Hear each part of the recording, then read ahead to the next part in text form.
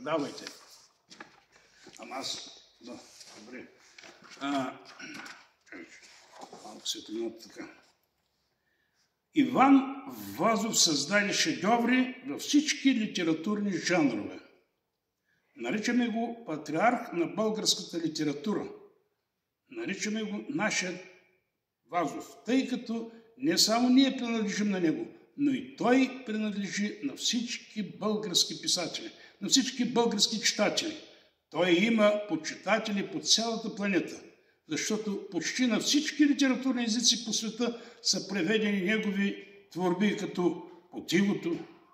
Не е само роман, а роман за раждането на свободата сред каторгите на едно безнадежно робство, което сега го отричат, да не говорят.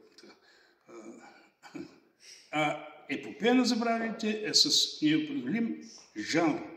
Тя е и ода за българската гордост и поклад за горестите ни. Епопея на забравените днес е забравена от почти всички българи, а това е лошо. Това не е добре.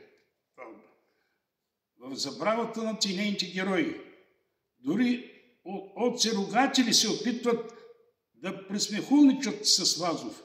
Устарял бил. Видите ли, езикът му, така, по-богат език. Да. Неразбран бил за младите. Трябвало специален речник за архаични думи да се съставя. Бре, не знаят милите, че старите думи са като старо злато.